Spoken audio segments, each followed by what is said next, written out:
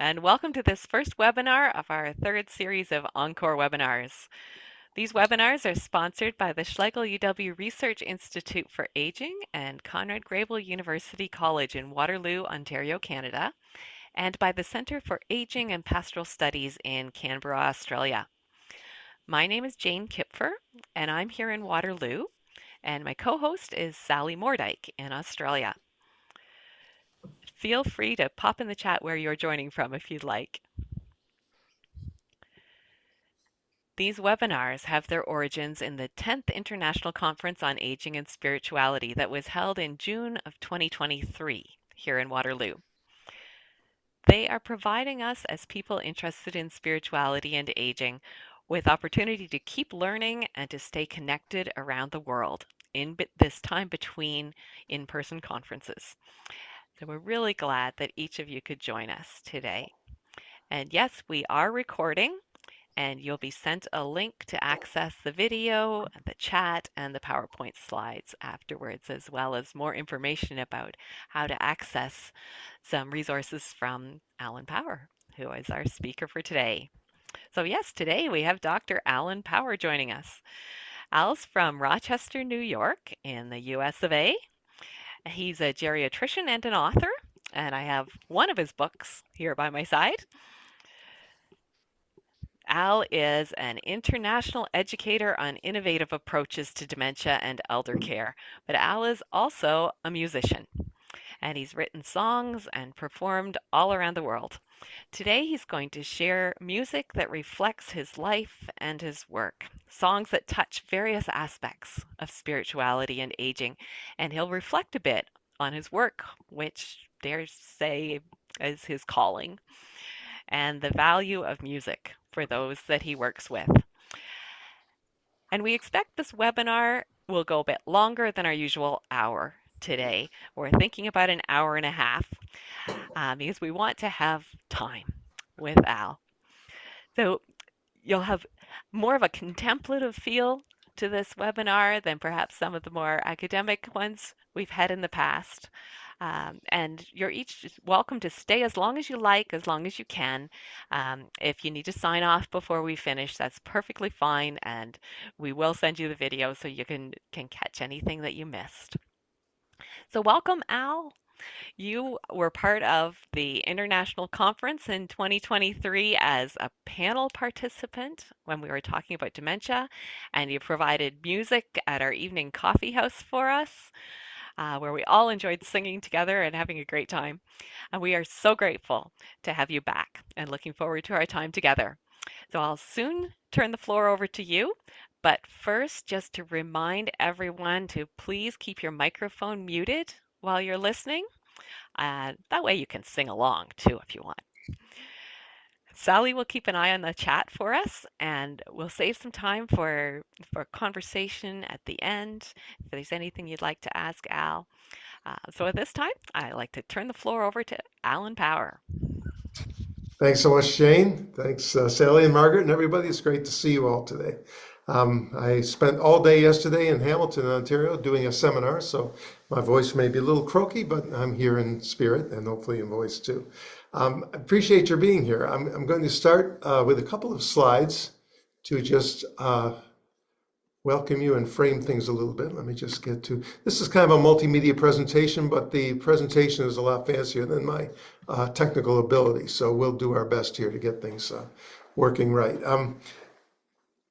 I'm going to start with a quick agenda. We'll start with a land acknowledgement and talk a little bit about the Research Institute for Aging, where Jane and I work, a little bit about me, but then I have some songs for you. I'll do some live, I'll have some that are pre-recorded, and I'll have a couple that are videos that can be found on YouTube. And I'll tell the stories of the songs, and I may do a couple readings from my books as well that tie into the theme. But we'd also like to invite people. There will be a couple points where Sally will be monitoring the feed, and people may wish to jump in and share some reflections or some stories too, so we can make it somewhat interactive. And I appreciate you all being here. As Jane said, stay as long as you can. Singing along doesn't work real well with Zooms, but if you do it on mute, it works great. It's just the timing usually doesn't work unless you have the real fancy kind of Zoom. But I'll do it, I guess, like when I play in a pub. If I see tons of people, making a beeline for the exit, I'll know it's time to wrap up the show. But otherwise, happy to be here with you. So a couple things about let me get this going. There we go. So the Schlegel UW Research Institute for Aging acknowledges that we are on the traditional territory of the Arawandran, Anishinaabe, and Haudenosaunee peoples. And the RIA is situated on the Haldeman Tract, which was land promises to the Six Nations that includes 6 miles on each side of the Grand River. So we always pay respect to the nations, to their elders, past, present, and yet to come. I am in the RIA right now, but I live in Rochester, New York, which is also a home of the Six Nations traditionally. In our case, the Seneca Nation, which are the keepers of the Western Door. And just to the east of us is the Onondaga Nation, and I actually have a song I'm going to be doing a little bit later that reflects some of their culture too. The RIA was founded 20 years ago, just had a big anniversary. It's a charitable nonprofit organization dedicated to advancing research, redefining aging. Our vision is a world where research is driving innovation to enrich the journey of aging, mission to enhance the quality of life and care of older adults through partnerships in research, education, and practice. And our values that we created together are excellence, relevance, collaboration, transparency, and inclusion. We have 3 main areas of impact. The first one is helping older adults live well with autonomy, developing evidence-based resources to help people live fulfilling lives wherever they live, strengthening the senior care workforce with educational programs and resources to help people to grow and develop and stay in the workforce, and changing societal perceptions of aging through research-informed programs and helping people to live with dignity and purpose. One of our pillars is co-design. People with lived experience bring unique and valuable insights to the conversation. Our collaboration with Schlegel Villages helps us to meet with people who are living in retirement and long-term care communities. We also collaborate with people living in the community or family members of people living in the long-term care communities. And so we want people as collaborators in research, giving input, driving us, telling us what they want to hear about, what they want to learn about, and what we should study. And that's been something that we've been privileged to do here at the RIA. We have a model that is IAM, incubation, acceleration, mobilization. So what we do with research is that we come up with an idea, we do a pilot to test it, that's the incubation phase. The acceleration phase, we then try it in some different settings, try to make sure we bring in all the real world variables that might be there so we can refine the model. And then mobilization is creating resources, education, toolkits to help scale it and spread it elsewhere. And these are some places where you can stay connected if you want to learn more about the Research Institute for Aging. I've been pleased to be on one of the chairs here now. I work part-time, driving up from Rochester each month for several days, and I'm just completing my 9th year as an RIA chair, and it's been great to work with Jane and all the people who work here at the RIA. So I'll start with a couple of live songs, and I'm going to connect them to different aspects of life and work. This is Aging and Spirituality. I'm going to start with a couple of different approaches to spirituality. And so I am going to pull up my guitar here, make sure it's still in tune. And toggle on your music for musicians. What's that? Toggle on your music. Oh yeah, I musicians. will. I'll just say a couple things. Well, I'll go ahead and toggle on. That's fine. Ooh, you know what? I can't toggle when I'm in presentation mode. Well, no worries. We'll all but just keep ourselves muted so we can hear you. Well, I want the sound to be good. So what I'm going to do is just stop sharing for a moment, toggle on. I'll remember to do this better next time so that I can get back to doing this without. Like I said, the technology is fancier than I am. Okay. Thank you. Okay, that should work better and give a little bit better sound at least. This is a song that I like to start with, number one, because it's one of the songs I like best of the ones I've written, and also because it's in a very strange and complicated tuning, and so I have to either start or end with it, so I'm not spending the whole hour trying to retune my guitar. This was Inspired after meeting somebody in my Eden Alternative training nearly 30 years ago who lives in northern Michigan, up in the North Woods near Lake Superior. It's a pretty brutal area of the world this time of year.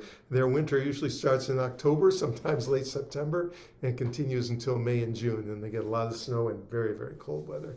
Matter of fact, she and her family, I remember her saying, what they each had a personalized snowmobile because in the wintertime it was easier to get around in them than it was in cars. But even though she was originally from California, she loves being in the north. She loved the snow and loved the wintertime. And the inspiration from the song came from a picture she sent me years ago. She had a beloved golden retriever, and with its thick coat, it didn't like warm weather, but it loved the winter. And she sent me a picture once on an email of the dog romping around in the wintertime. The dog's name was Dakota. And she put underneath the picture, Dakota loves the snow. And I thought, well, that's a great song title, but I don't want to write about a dog. I want to write about a person. So I took a little bit that I knew about her and kind of fictionalized the character living in the North Woods and gave that character the name Dakota. And so that's where this song comes from. So this first song is called Dakota Loves the Snow.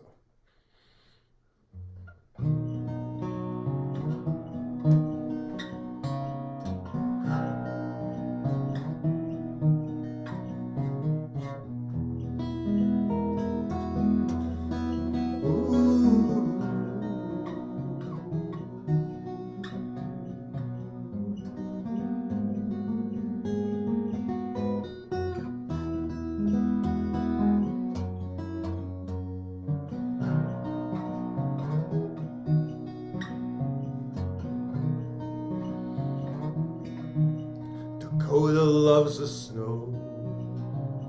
It's a trait handed down from her father. Across the fields it blows, formed from the rains, swept across the northern plains, down into the land of Hiawatha. A passing flock of crows, black on white and white on black together. She breathes the frosted air as her senses revive, feeling more alive and more aware than in the summer weather.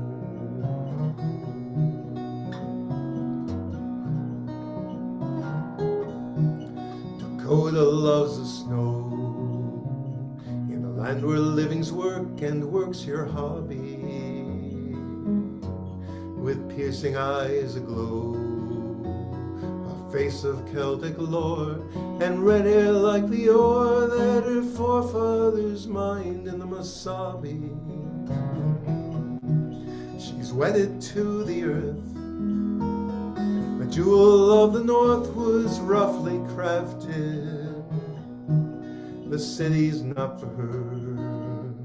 You won't find her on the town in lace or satin gown or wrapped in fur, unless she's the one who trapped it.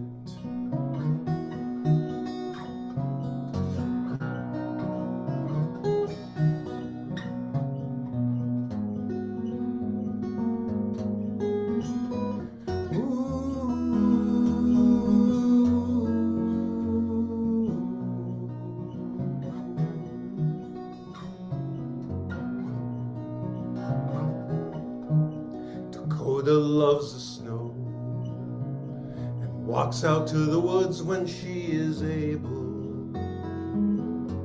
A secret place she knows, a bright enchanted glade where in childhood she played, guarded all around by friendly maples.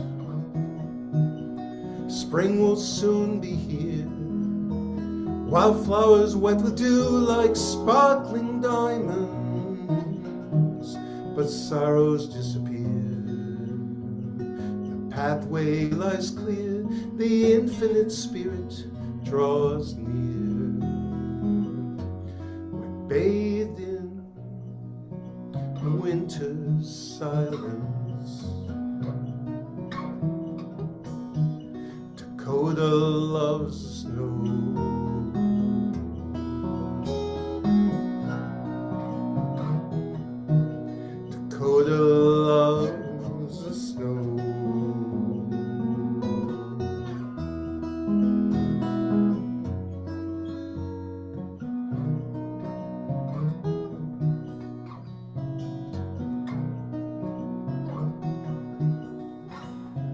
was the snow.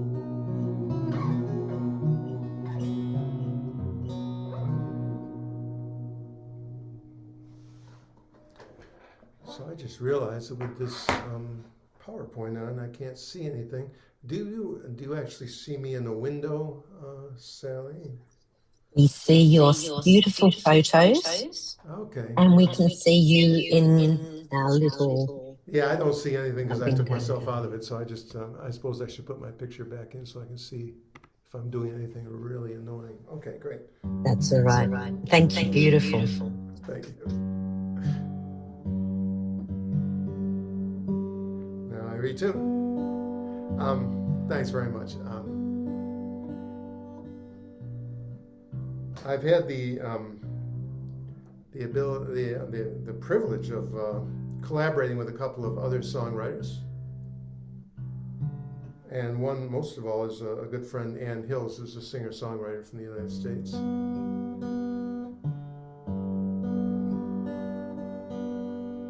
And she's from Pennsylvania and has been singing around for many, many years. And we started writing songs together several years ago, but we were going to do a writing project. We actually applied for a fellowship to do writing songs around comments and lived experiences of people with dementia.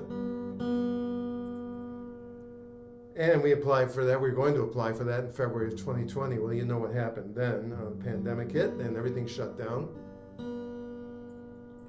And we got locked down in our respective cities. And so Ann said, well, why don't we just try writing some songs? And so she would start texting me song lyrics that she'd never done anything with, or fragments of lyrics. And I would take a look at them and come up with a style and a melody and write music, and then do a crude demo for her along with a piano or guitar. Record it with my phone and text it to her. And then we get on the phone and polish them together. And by the time summer came and things began to open up, we actually had about 10 songs. And so so she went in the studio and recorded an album of the songs we wrote together. And this album is called Accidental August. By the way, her albums and my albums are all on all the streaming services, or at least hers are on the major ones in the US. Mine are on the ones all over the world, I guess, because I have one distributor that just sends them to people I've never heard of. And this was one that she sent me, a lyric she sent me toward the end, and I think of it as sort of a meditative practice, but it was also after a lot of heavy songs and a lot of heavy times that came out from the pandemic. She wrote something about a little more positive way of looking at things, and maybe some things we could learn from all the terrible times we've been through.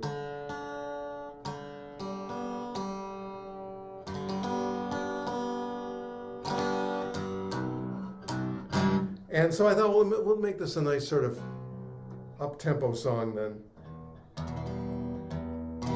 And I just had a regular sort of tempo going, and then I had to get some wine.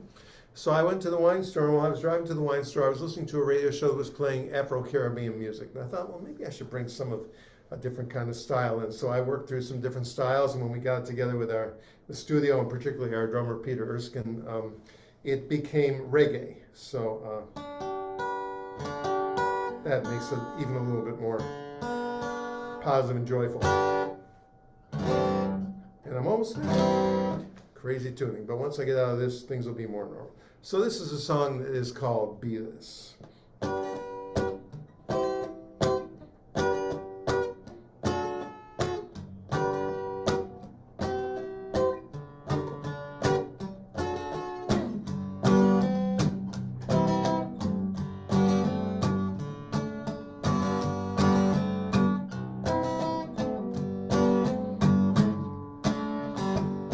Speak honestly, that's what it teaches. Slow down, listen, open your mind from the start. Then speak with kindness. Speak first from the heart. Speak honestly, that's how it reaches.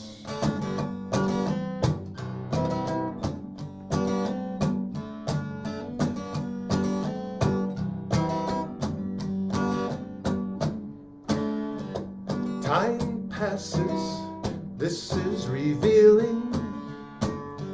Be here, seeing, open your eyes to it all. When you watch it unfold, hear every bird call. Time passes, this can be healing. The other is you, reflecting your fears, your anger, your sorrow, your joy, your desire. You frighten yourself and get burned by the fire. You weep for your losses, lose what is here.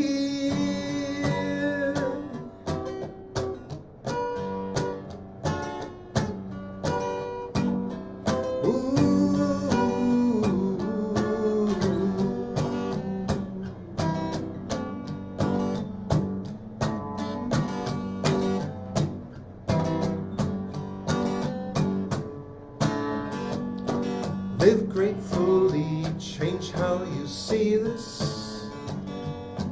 Be still, quiet, open yourself to what's there. Every breath you are breathing, just notice the air. Live gratefully, try this, then be this.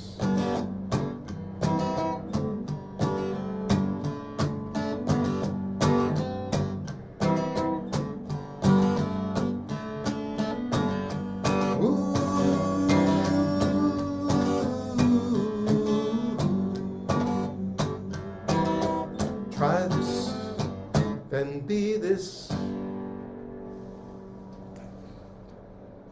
Okay. Thank you. I am going to toggle back and forth because I'm not going to play for a few minutes. Open to comments, reflections along the way. So feel free, Sally, if there's something that somebody wants to share or something. Like I said, I'd like to keep it a Not a little problem. interactive. Lovely. And if you just toggle off your music for musicians, thank you. Oh yeah, it is off right now. Oh, it is off right now.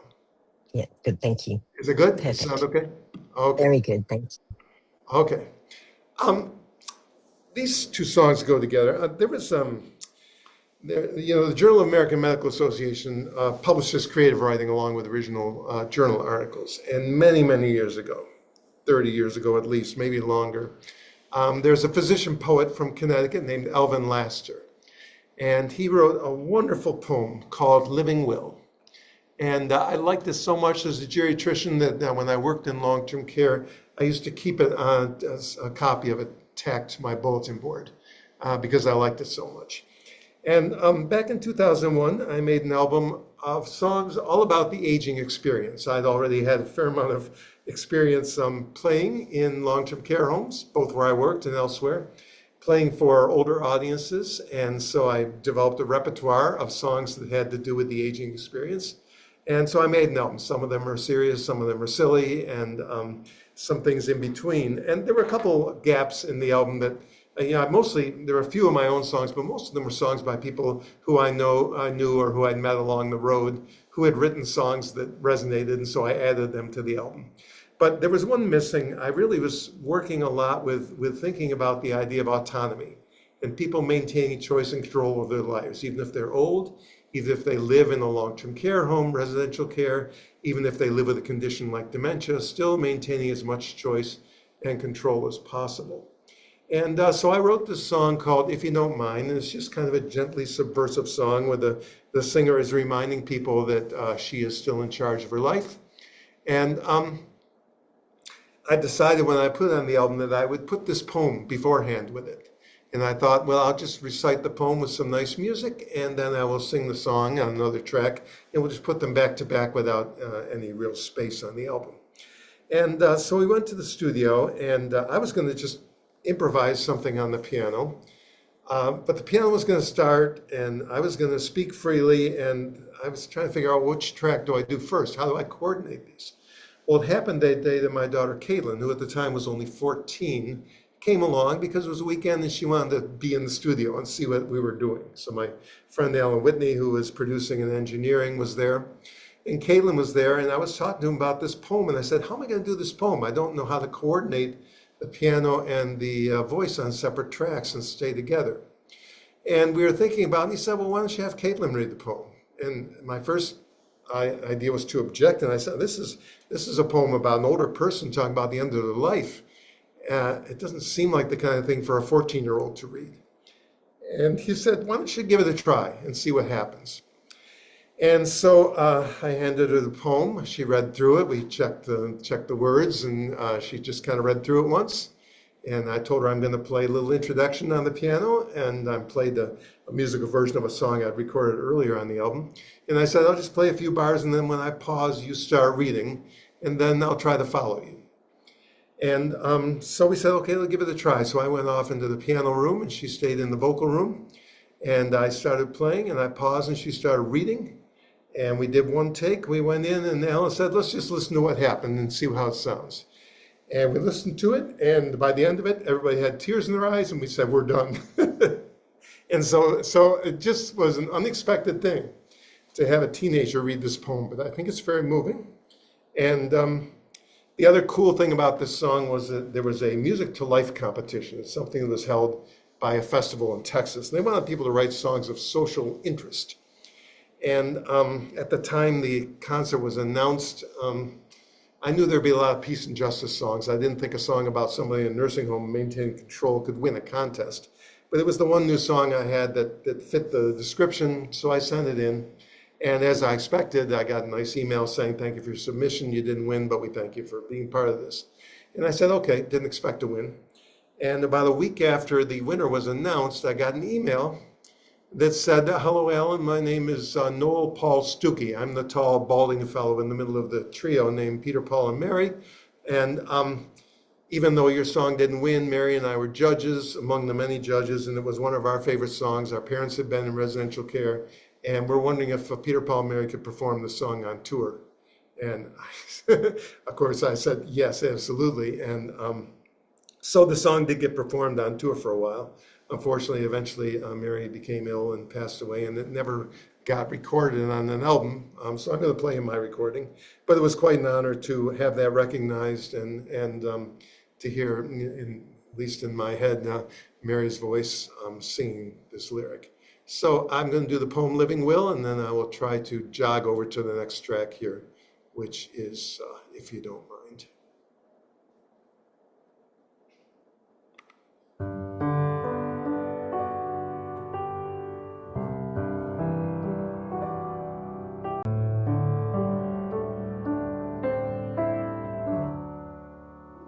I hope to die of dailiness, of a surfeit of suns and moons, of too much joy, an abundance of family occasions, countless chocolate sundaes.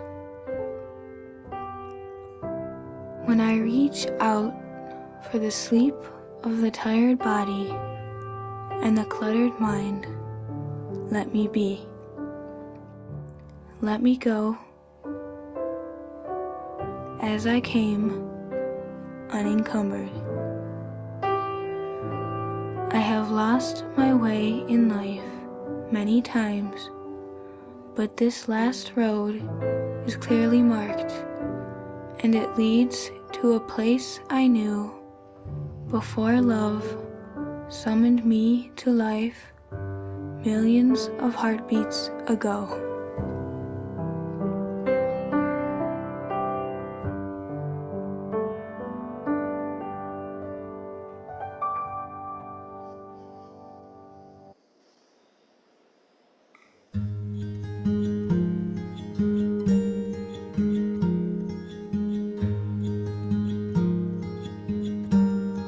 I gaze out my window with the bright summer moon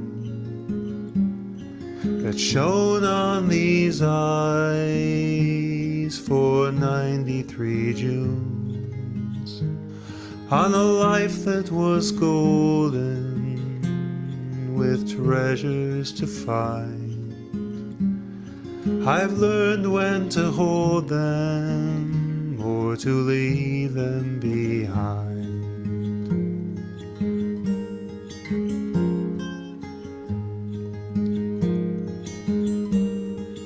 My reputation is surly at best. I won't let them tell me when to eat or get dressed, though it doesn't matter most of the time. You keep independence or you leave it behind.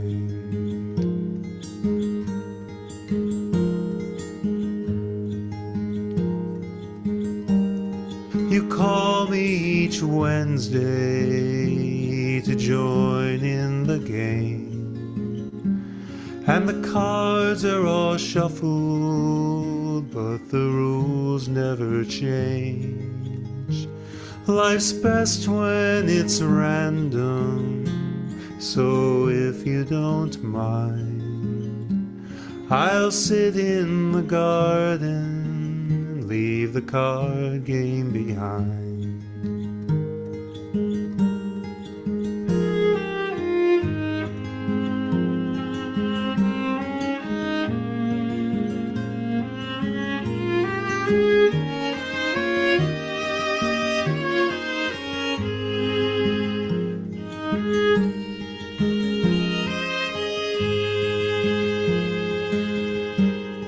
You tell me my sugar is running too high.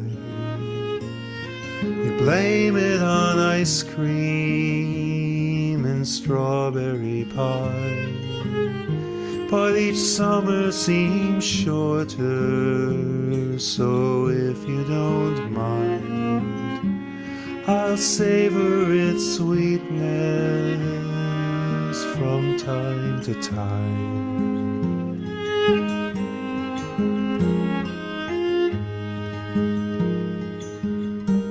I know you all love me, but it just isn't right to tell me you need me and that I have to fight.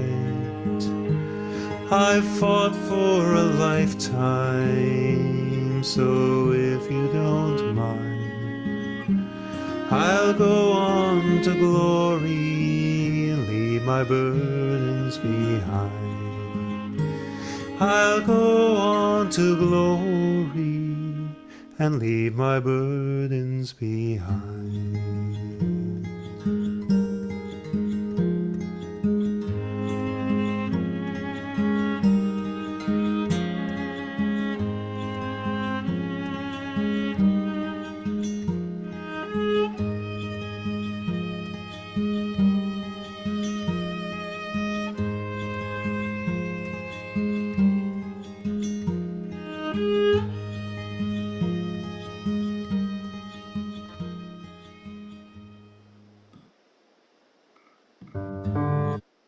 Okay.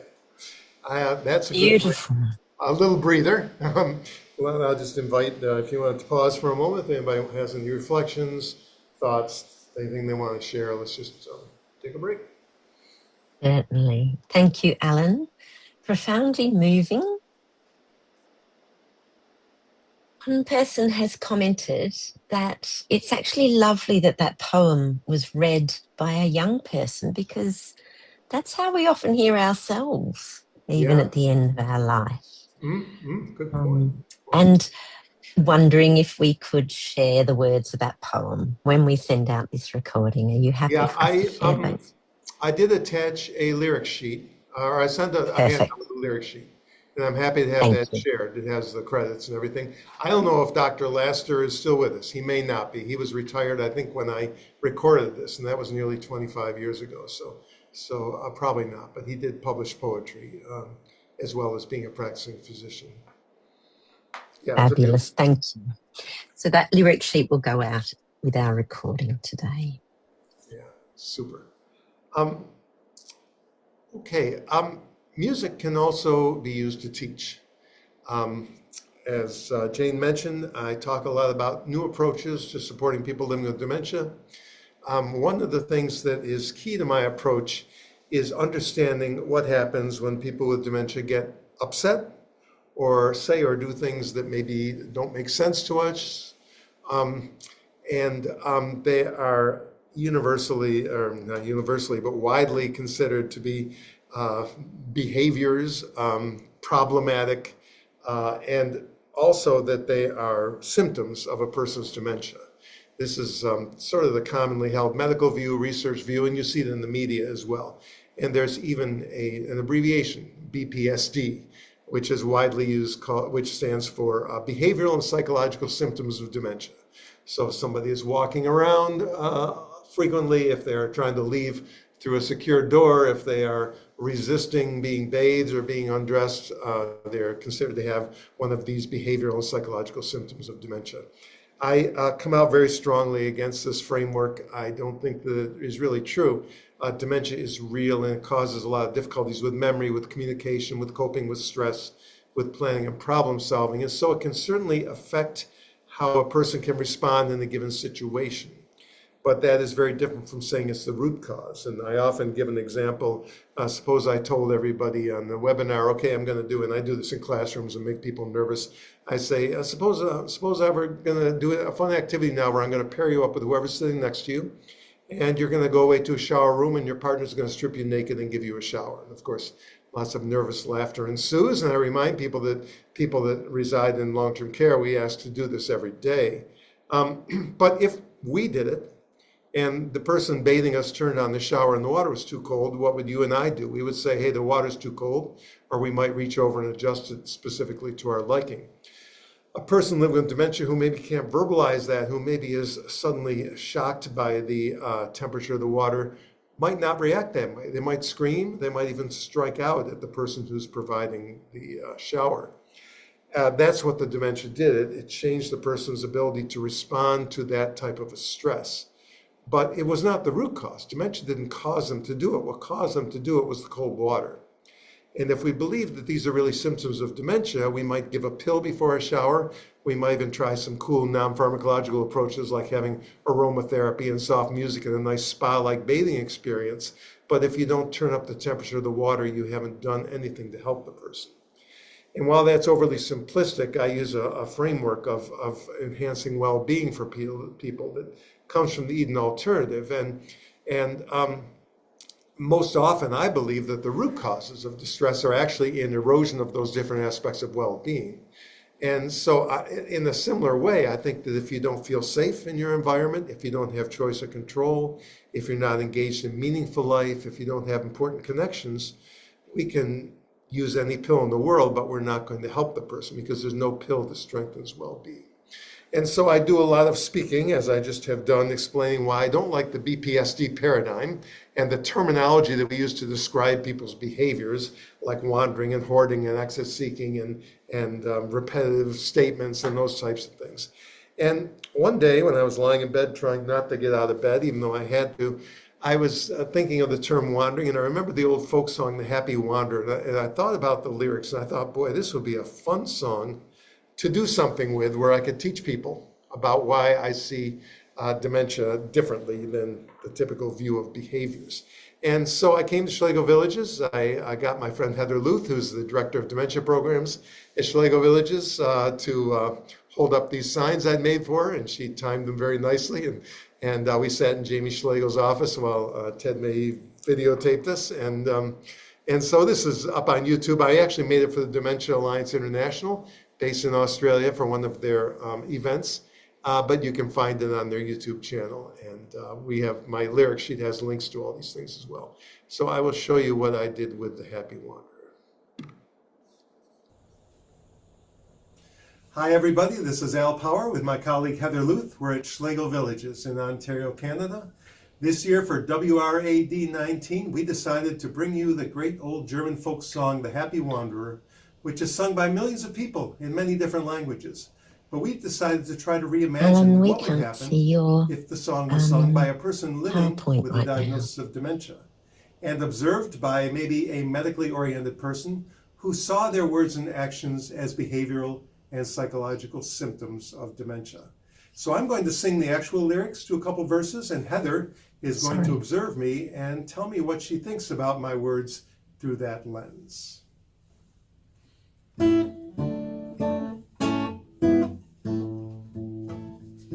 I love to go wandering along the mountain track, and as I go I love to sing my knapsack on my back. Vel-de-ree, vel-de-ra, vel-de-ree, vel-de-ra, ha ha ha ha. Vel-de-ree, vel-de-ra, my knapsack on my back. I love to wander by the stream that sparkles in the sun. So joyously it calls to me, come join my happy song. Vel-de-ree, vel-de-ra, vel-de-ree, vel-de-ra, ha ha ha ha, vel-de-ree, vel-de. Come join my happy song.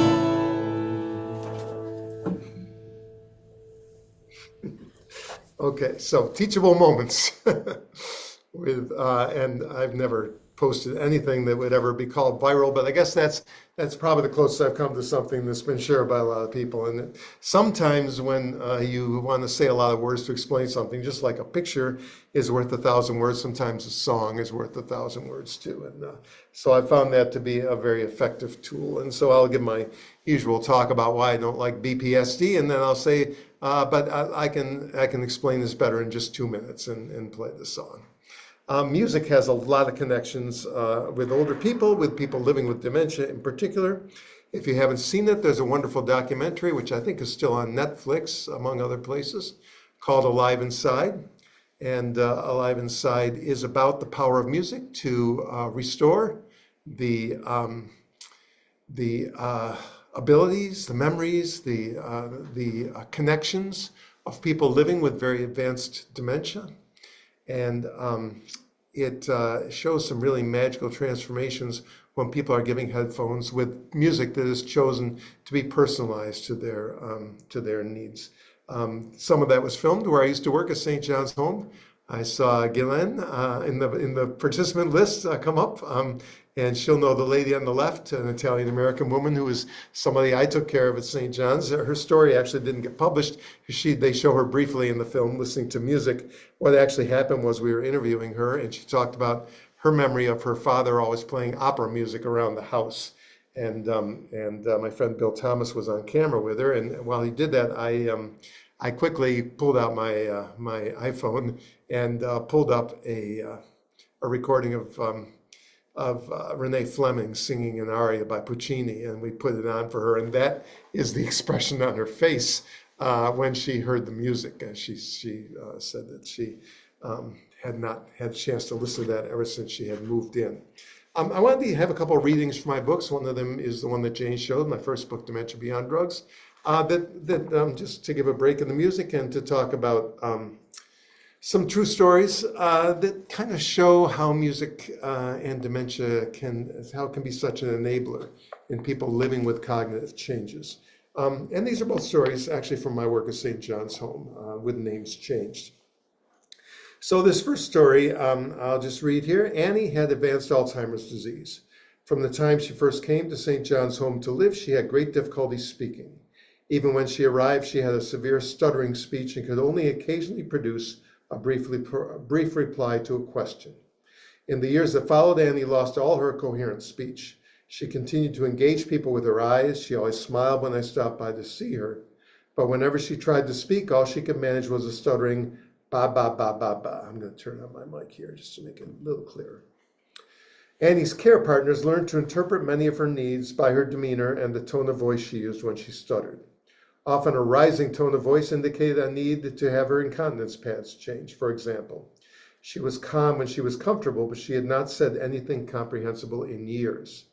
One day I was seeing Annie for a routine visit. I brought her back to the quiet space of her bedroom and used all my best tricks to try to get her to talk. I engaged her at eye level, spoke slowly and clearly, smiled warmly, and received a warm smile in return.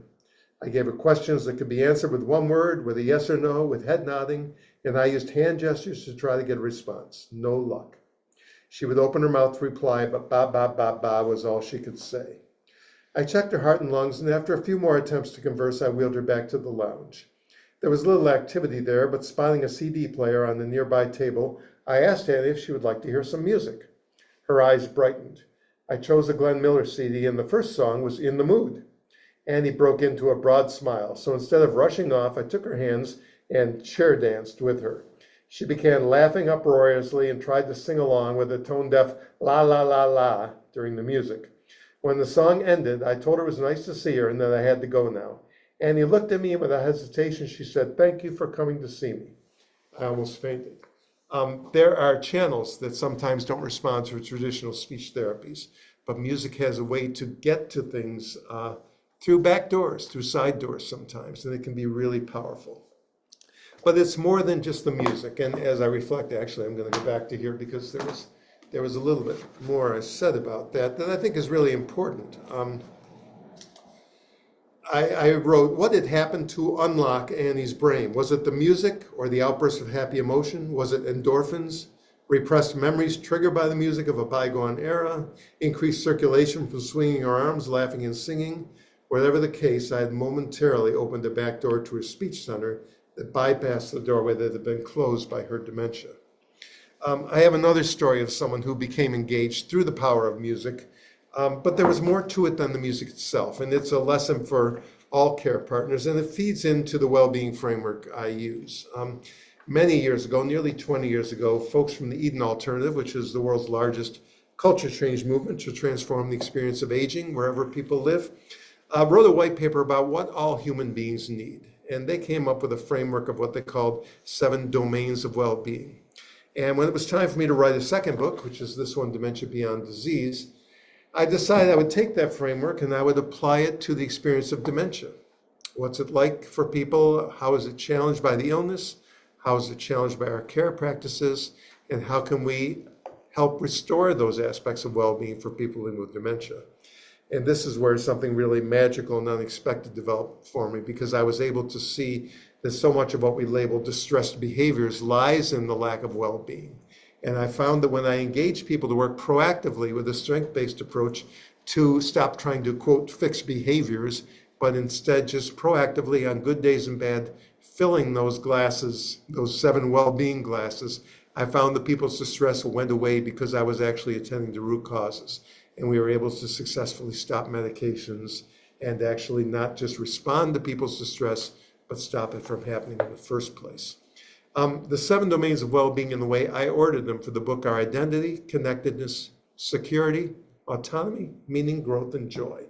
And I would contend that all human beings need them, regardless of age, nationality, ethnicity, faith tradition, or whether or not you're living with any kind of a medical diagnosis. And this is a story that took place with a gentleman also at St. John's, who I'm calling Martin. And this was more than the music. The music was kind of the peak of the engagement, but using those 7 domains set the stage for it. And that's why I think they're very important. So I'll just read this quickly before going on to the next song. A gentleman, Martin, I worked with in St. John's home. I was asked by the staff at the nursing home to stop by and see him because they found it very difficult to care for him and they were looking for suggestions. He was often resistive to their attempts to provide personal care. He would shout, swear, and sometimes try to bite or strike out at the staff. He did not partake in activities and preferred to eat his meals alone in his room with the television on. The staff reported that during a period of several weeks when his wife was staying at the nursing home for rehabilitation, he'd been quite happy and pleasant. But since she'd returned home, quote, he had been really nasty, end of quote. Martin was not a total stranger to me. He had family members working at the home, and he was known for his booming baritone voice and his love of singing. A couple of years earlier, we had enlisted him to join our annual Christmas caroling group, and he accompanied us around the home, adding his sonorous voice. But since that time, his cognitive abilities had declined, and he had withdrawn to his room. I stopped by to visit Martin. He was eating his lunch in his bedroom as usual.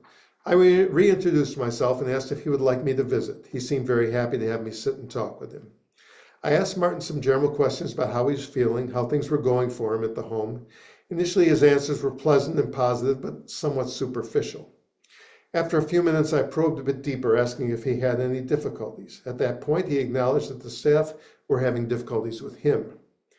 I asked Martin when those difficulties occurred, and he said, quote, "when I get nasty," end of quote. I asked if he could tell me why he felt nasty, and he replied, "because of all this," gesturing with his hands to encompass himself, sitting in a nursing home chair with a tray of food in front of him. The meaning of the gesture was obvious. He never expected to spend the last days of his life this way. He continued to speak quietly. "I never needed anybody's help before. I was always able to do for myself. I looked after my wife. Now I can't do anything." I asked him what gave him pleasure. He mentioned his wife and how much he missed her and wanted to be close. I asked him about music, and he agreed this has also been a great source of great joy in the past, but seemed to indicate it was no longer available to him.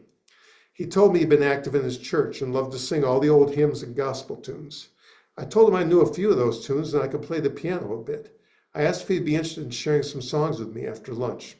He politely declined and seemed unwilling or unable to contemplate moving out of his chair to the lounge where the piano sat. I asked if he might consider sharing music later in the afternoon. He was noncommittal, so I suggested he think it over and told him I would be back in a couple of hours. When I returned, he was still sitting in his chair with the television on. I asked again if he would like to sing some songs. He indicated he didn't really think he could sing anymore, but with some gentle prodding, I was able to convince him to come out and listen while I attempted some of his favorite songs. I set Martin up beside the piano and found a few books of hymns and spirituals, probably left there by his family. Although not extensively schooled in piano, I have the ability to play songs I know by ear with passable technique. I was surprised to find that many of the hymns in the book were familiar to me from my childhood and began to work my way through those tunes. Martin closed his eyes with a pleasurable look on his face as I played the tunes. He would occasionally hum a few notes tentatively as if testing to see if he still had a voice. He began to request songs, and if I recognized him, I played them. He soon began to forget his self-consciousness and sang out a bit more. His deep sonorous voice returned, as did the words. After some time, we turned the page to Amazing Grace. I know the tune well and was able to embellish a bit more as I played it. He sang, but not quite as forcefully as he had on some of the other songs. My singing along didn't change that. I recall feeling a bit disappointed that he wasn't opening up more to his favorite hymn. Then after I stopped playing the song, Martin leaned forward and he said, "Now, you have to learn to phrase it the way we sing it. Listen to me." He then began to sing a cappella, abandoning the waltz rhythm for a much more soulful phrasing, true to his gospel tradition. I returned to the keyboard, and as I played along, he sang, conducted, and spoke directions to me, showing me exactly the proper feel and phrasing of the hymn as he learned in the African American tradition. In the space of about a half hour, Martin had become the teacher. He was animated, taking charge, telling me exactly how I should express the soulful joy of the song, and now singing in full voice.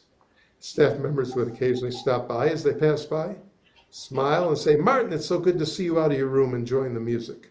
When he returned to his room after our session, he looked like a new man, confident, engaged, and filled with a peaceful spirit. So what's the lesson from the story? Other staff members could easily say they didn't have time I spent engaging him in song. They could also say they didn't have my ear for music or even my less than exceptional piano technique. So how could this help them in their daily interactions? But as I later explained, the true magic didn't reside in the songs. That was the end result of an interaction that tapped into all aspects of well-being and started before we came to the piano.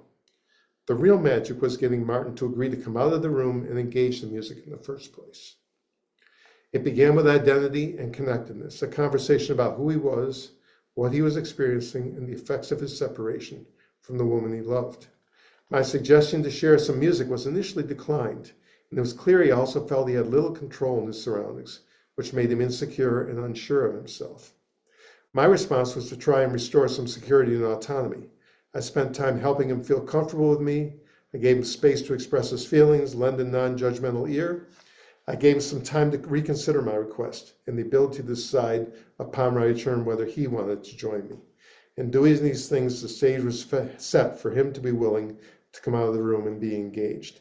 The power and meaning of the music did the rest. He was able to reconnect with a great source of joy and experienced almost immediate growth, regaining his voice and ability to teach me and direct the remainder of his activity. The last part could have been recreated by simply sharing a recording of his favorite songs. My ability to play piano was not the key. By the time he approached the lounge, the path to restoring well-being was laid. And a man living with significant dementia taught a former Eastman School student how to play Amazing Grace. So once again, a story of the power of music in reawakening abilities. Having worked with healthcare for many, many years, I want to share another story that I started writing, and I got my friend Ann to fill out the lyrics because she's so good with lyrics. I decided, the two of the main culture change organizations, the Pioneer Network and the Greenhouse Project, were joining forces.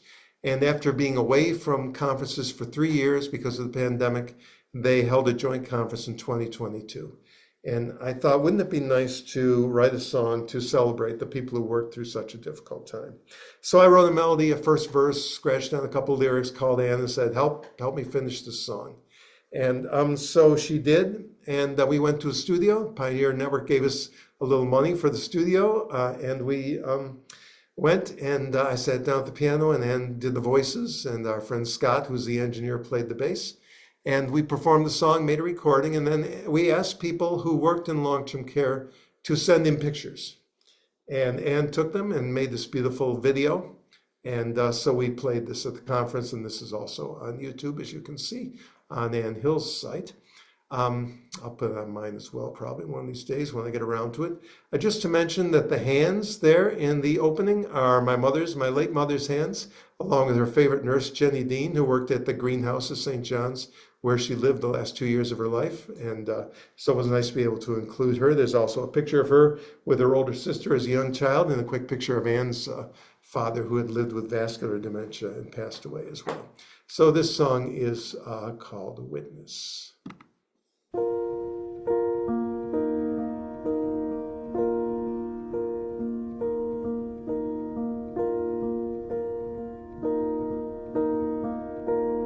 I am a witness to your story. I know you well, like I know my own.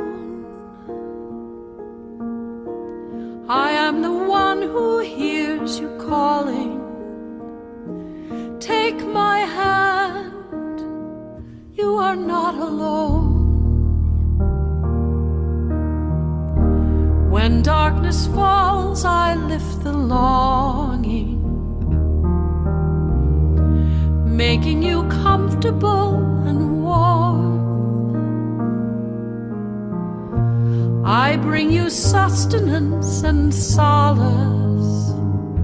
Hold the sail through the coming storm. You are the wisdom, you the warrior, mother or father, someone's child,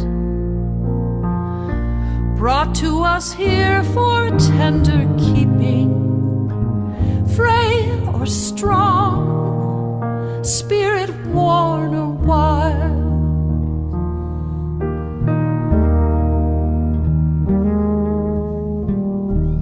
You were the first, some of us followed. Witness or warrior, too many died, fading so quickly close together.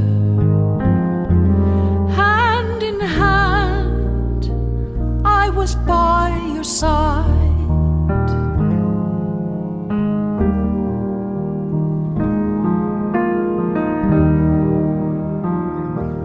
Fate has brought us together, our destinies unclear. Still each one of us matters, every life is sacred here.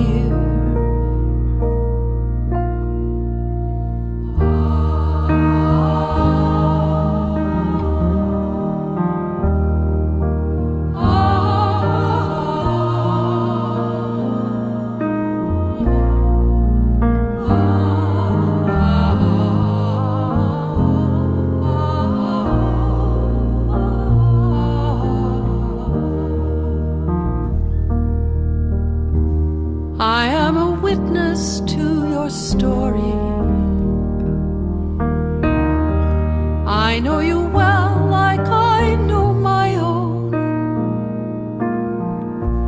I am the one who hears you calling. Take my hand, you are not alone. Take my hand, you are not alone.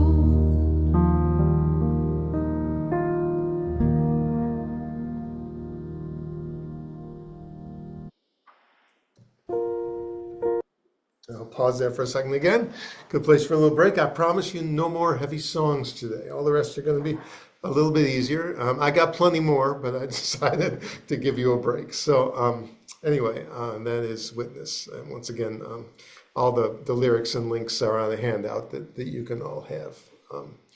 I am going to toggle back on. Anything you want to interject, Sally, or anybody, while I quickly Certainly. sound back? Alan, this has just been quite, just beautiful. Thank you. I do have just a couple of comments and questions to share. Sure. Let me toggle off for a moment. Okay. Thank you. It was very heartening to hear your attitude to BPSD, because all behaviour does have meaning. Yeah. Could be an unmet need or a temperature of the room or just wanting to be left alone. There is a query. Do you or anybody here, can you suggest any headsets that can be used with hearing aids? Headsets. Boy, I'm not an expert in that, but I will tell you that the latest AirPods, the AirPod Pros, can be used as hearing aids. And they also do a hearing test. I hope I don't offend anybody, but I've heard from an ear, nose, and throat doctor, their hearing test for at least quiet hearing is as good as you pay an audiologist for. And you can do it right on your iPhone, and it can tell you whether you have any hearing problems or not. I just got a new pair for a birthday present for my wife, and I tested my hearing to make sure it was still okay. So that is The something. advantage there, yeah. But when it comes to dementia, whatever the cause, if you have age-related hearing loss, get some sort of hearing aid, because uncorrected hearing loss is a strongly identified risk factor for later development of dementia. And about 45% of all dementias is believed are caused by risk factors that are potentially modifiable. So we can reduce our risk by following certain ones, and correcting hearing loss and vision loss are two of them. Thank you. That's really good to know. We're presuming that the music that you're playing, and when you were telling the beautiful stories about Amazing Grace and things, the music has to be meaningful to the person. It can't just be any music. It can't, if someone hates pop music, that won't work. Yeah. So is it about the meaning that they give to the music as well? It absolutely is about the meaning, and that's why personalized music, the Live Inside documentary talks about personalized music. So what you do is you get a playlist for the person that's based on what they or their family tell you were important songs from their life. There's also a group that my friend, a BBC reporter, Sally Magnuson, started in Scotland called Playlists for Life, which is another one that uses personalized music for people with dementia. And they ask people to, while they're well, to, what's your playlist? So let us know what your playlist would be. And you'll just see lots of connections in the film about why the songs awaken people's abilities, what it was about their past. in that picture of the gentleman that was on the slide, Mm. Henry, that's had millions and millions of views, and people have probably seen that clip of him listening to music and waking up and remembering going to the dance halls and singing like Cab Calloway and doing all those things. So yeah, absolutely. In the case of Annie, it was In the Mood, which she was obviously a big band lover, and with Martin, it was connecting him, of course, to the music of his hymn singing tradition. But yeah, very important. And a lot of people say, particularly the tweens to teen years, that's an important part in your emotional development. And the songs you listen to then really seem to stick, you know. Those are the ones that really bring about emotions, but also, you know, a wedding song, a favorite song of a couple, a lot of things will have meaning for you. Absolutely. So that meaning that ties in with spirituality as well too. Yeah. A question from Amy. Have you ever worked with a music therapist? I have, is that Amy who I know? Is that Amy Clemens Court? Amy Harris? Oh, no, different Amy Amy. Okay, I know a music therapist up here named Amy, who I thought might be. I'm from Toronto, but I have worked, you know, I'm not a music therapist, and what I do is I share music with people. Music therapy has a really important role. And one person who's profiled in the Live Inside, Connie Tomeno, who worked with Oliver Sacks, has done a lot of great work and research in this area. And so I always welcome collaborations. I don't have the music therapy skill, but I always love to see what people are doing. I'm on a committee in Rochester that's a combination of the Eastman School of Music faculty and the University Medical Center to come up with research projects. And there's a music therapist there who I know named Amy Powell, who is doing research, for instance, using music for people with delirium in the intensive care unit and finding great results. So there's so many applications. Another one is, you know, you've probably seen, there's a woman named Meg, what's her last name? She's in Australia. You probably know her. She's doing work with tango and Parkinson's. And there's a wonderful, there's a few videos, but the one with Meg, I got to get her last name. I'll send it to you. Is amazing. You show a guy whose feet are stuck to the floor, he's shaking so much he can barely walk without support. They turn on the tango and he starts gliding across the room. It's like somebody flipped a switch. We found with a gentleman who actually used to be one of my high school phys ed teachers who lived in our greenhouse, who had the foot stuck to the floor kind of dementia, that when people couldn't get him to walk, they would sing. And he could dance well. He would march along when he was walking. So music bypasses some of those deeper extrapyramidal kind of circuit problems too that people with Parkinsonism have. So there's many ways that it unlocks the brain. That's And absolutely music wonderful. therapists know a lot more about that than I do, needless to say. Yes. So Amy Harris does know Amy Clements Cortez, and Amy herself is a music therapist in London, wonderful. Ontario. Glad to have you here. That's wonderful. Yeah. Good to have some of the experts in the room. Shall I? Yes, please. I'll talk while I retune. I'm going to turn my original sound back on and toggle back to the slides here for a moment. I mentioned the Onondaga Nation of the Iroquois Six Nations.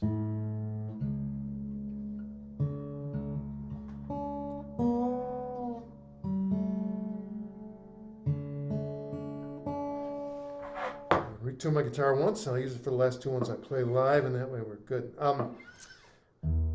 I was reading once about the history and the culture of the Six Nations. And the idea for this song just came to me. It's just a story I made up based on some of the cultural information I read. That's always a little bit dangerous. But I actually performed this at a coffee house right near the Onondaga Nation, which is near Route 81 in New York State.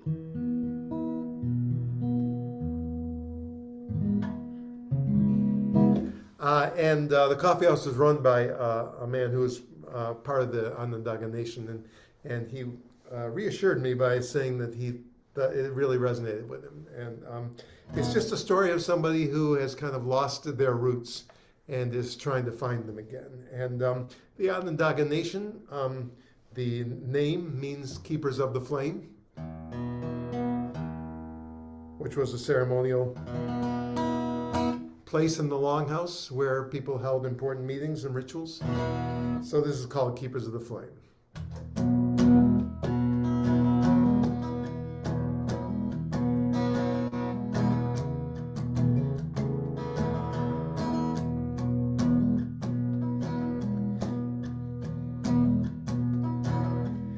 burning the tar up Route 81, out of the darkness into the sun of a summer day, far from the mines and the mills. He's high on coffee, low on gas, pulling out of the current into the past, looking for his people, the people of the hills.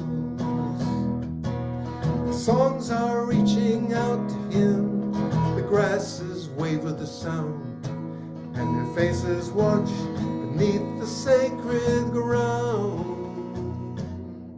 He's riding the winds of another time, where he's known by a different name, going home to the keepers of the flame.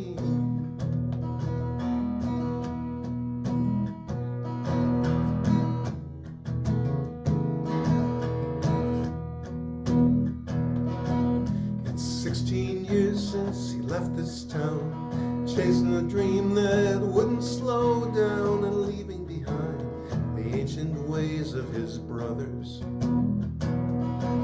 But the white man's world is driving him mad. The work is unhealthy, the medicine bad, and the only true love he ever had found another. Now he feels the beat of the water drum pulsing through his veins, and he longs to sit by the longhouse fire and close the circle again. He's riding the winds of another time, where he's known by a different name, going home to the keepers of the flame.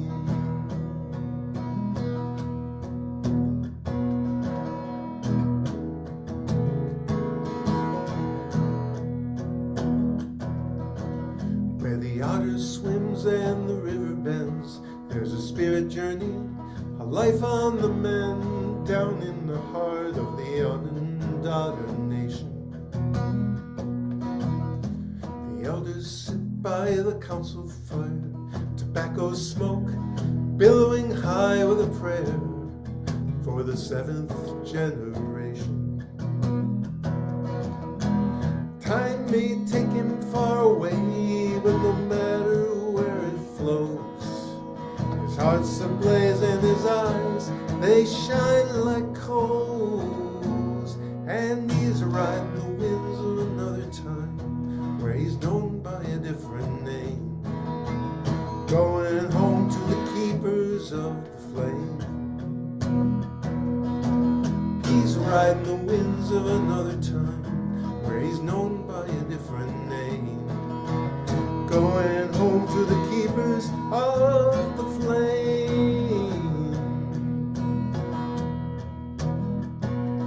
Going home. He's going home. Going home.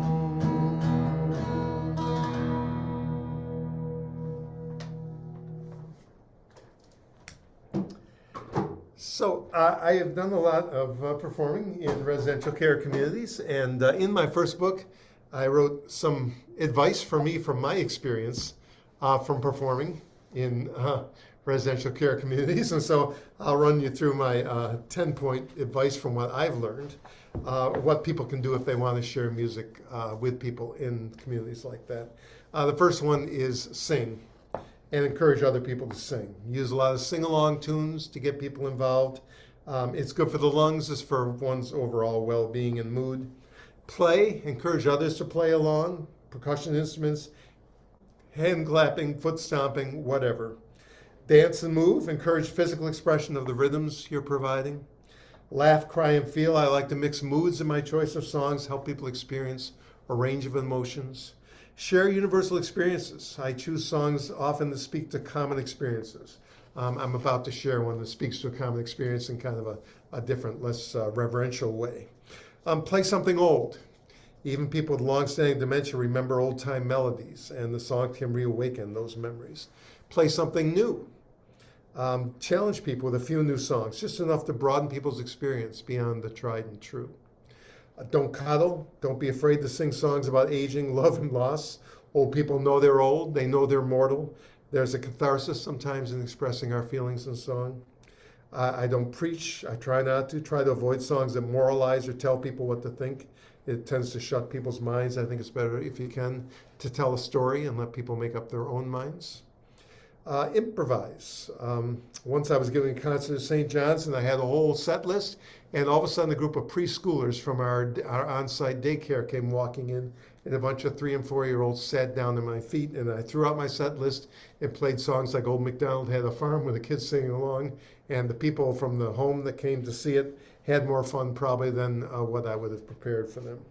Use music to heal. Music has incredible healing power. It can exercise heart, lungs, muscles, increase circulation.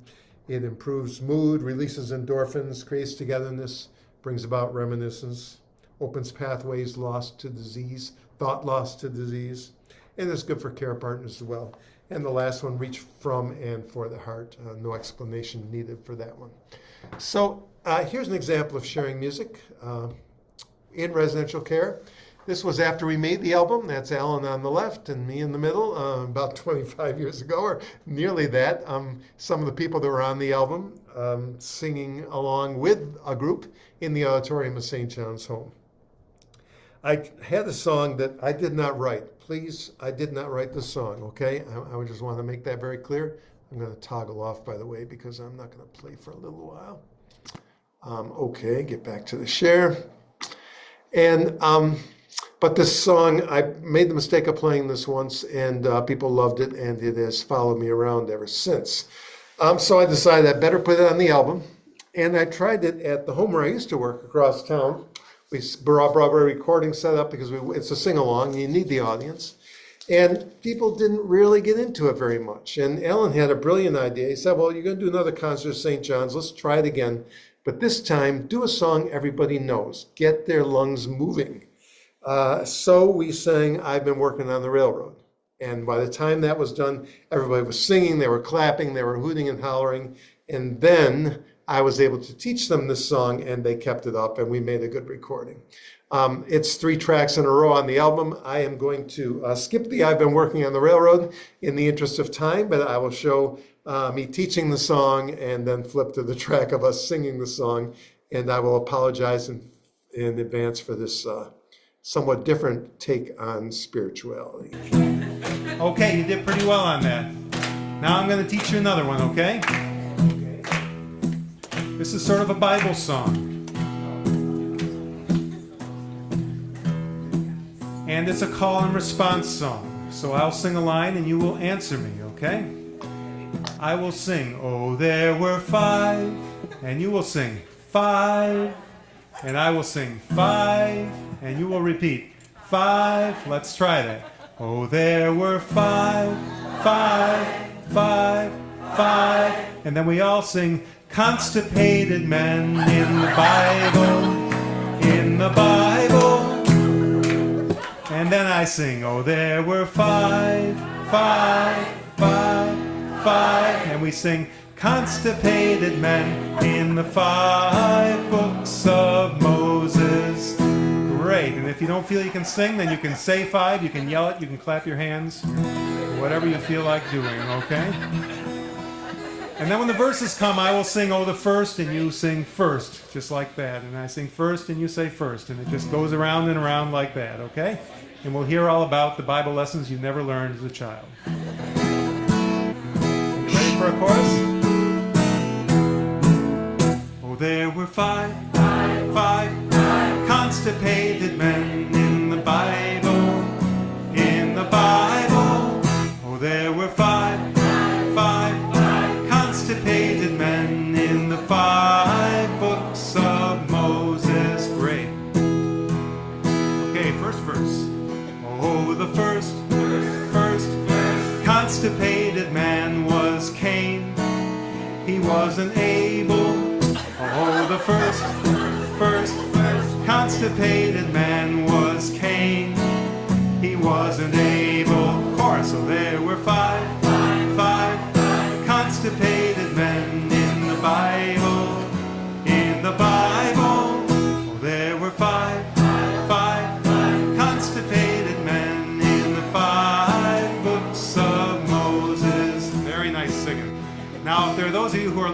advanced, you can add some harmony and sing out in maybe 2 or 3 parts. We can make this a real moving experience. Oh, the second constipated man was Joseph. They wouldn't let him go. Oh, the second constipated man was Joseph. They wouldn't let him go. Oh, there were five constipated men in the Bible,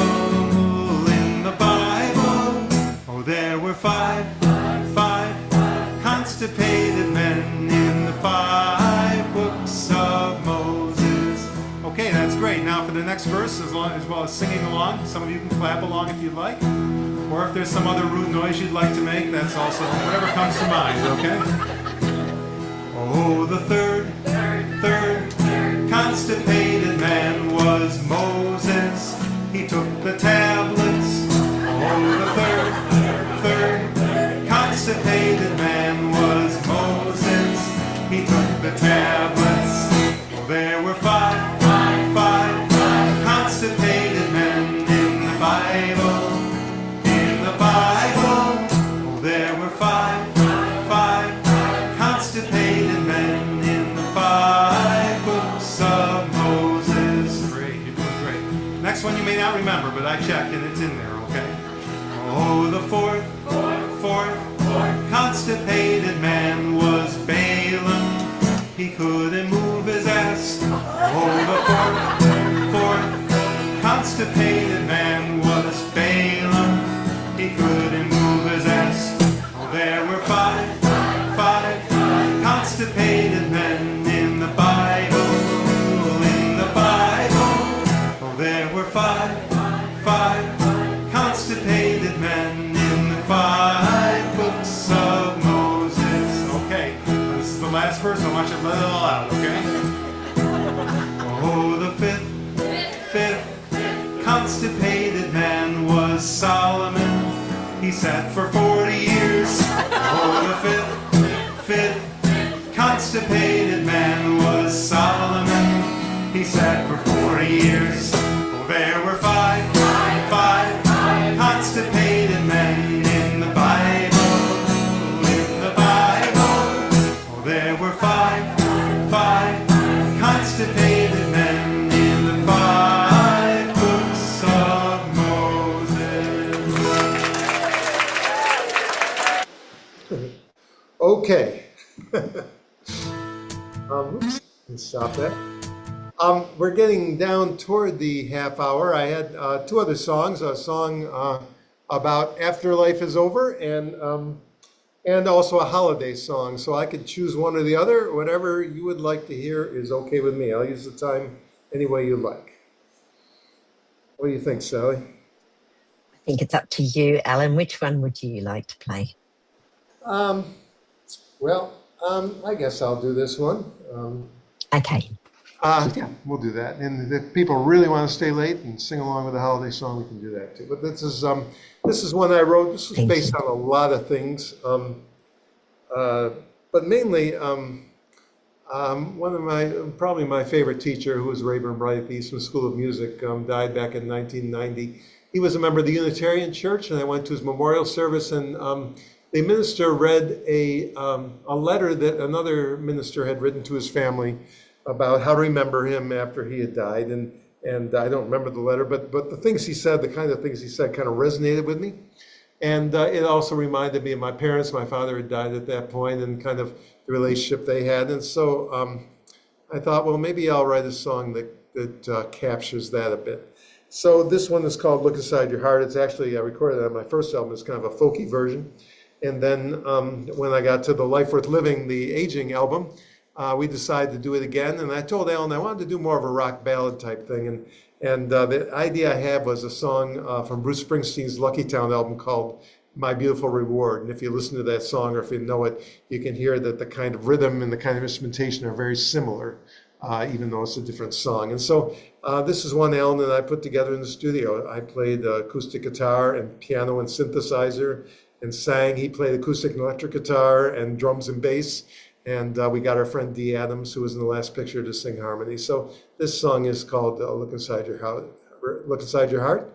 And when that's done, I will just open it up for any more discussion or whatever people would like to say. Thanks again, also for being here.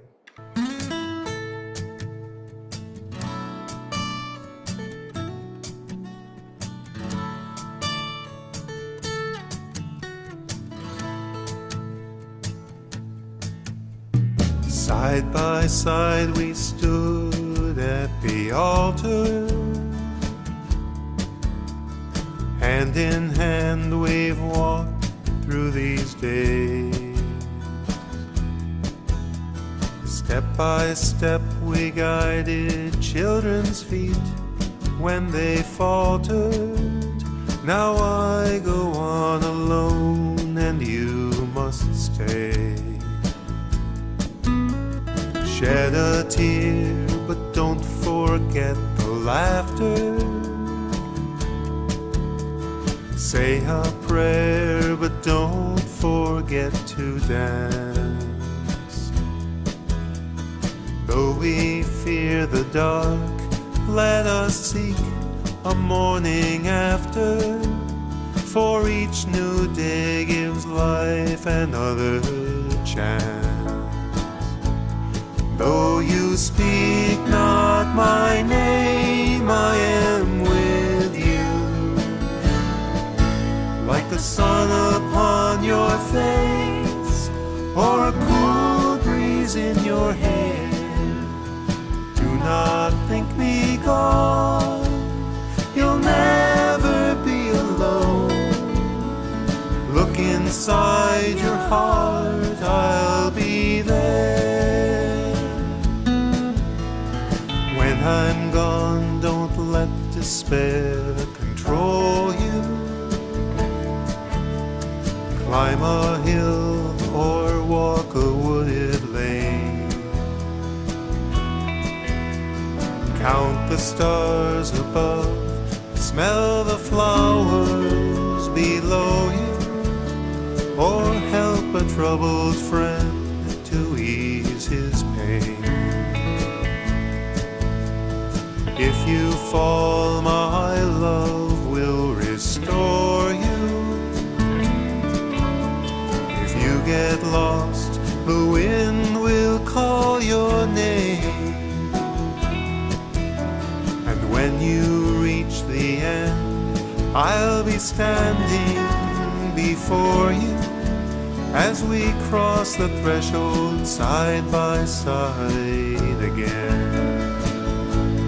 Though you speak not my name, I am with you. Like the sun upon your face, or a cool breeze in your hair.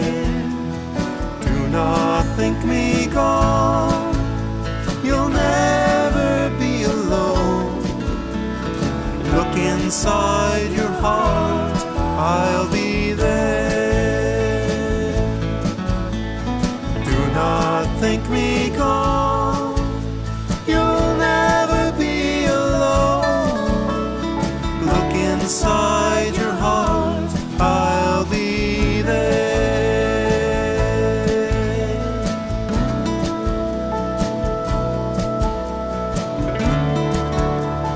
I'll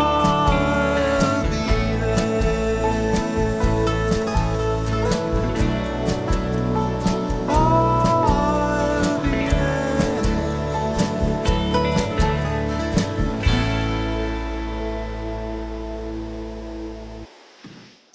So I am opening it up, stopping my share, picture of my grandkids and Santa Claus, and I'm happy to stay on as long as people feel like talking or doing whatever they want. But I appreciate all of you being here, and hopefully that came through okay for everybody.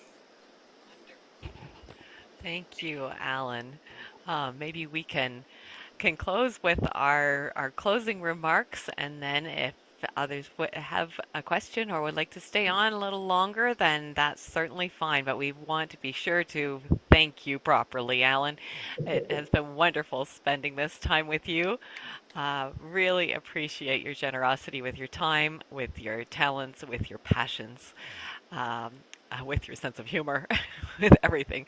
Thank you so much for being here with us. And we want to remind everyone as well that you can register for the upcoming webinars. I'm just going to grab the picture to put on my screen here to show you all the ones that are coming up. And you can go to grable.ca/essay and find all the information and register for those coming up in the coming months. And you'll also find on that website there are recordings from last year and the year before and from the conferences. So lots of things to explore and enjoy. And Sally, did you want? For those of you who are in Australia, we have got the treat because Al and another Encore friend, Catherine Mannix, are coming to Australia in June next year, and they're both keynote speakers at the International Dementia Conference in Sydney. So look forward to seeing you there, Al. Thank you. Yeah, so So thank go you, well. everyone. Mm-hmm. And the Yes, name of the, by the way, the name of the researcher in Australia doing Tango and Parkinson's is Meg Morris. So if you look on YouTube for Meg Morris and Tango and Parkinson's, there are other people doing it too, but hers, I think, is a very striking video that's on there, just a few minutes long. Thanks, everybody. And yeah, I'm certainly happy to hang out for anybody that doesn't just want to leave yet. excellent. And everyone who is on your way, go well and be blessed and happy Yeah, holidays. absolutely. Have great holidays, everybody. Great to see you all. Thank you.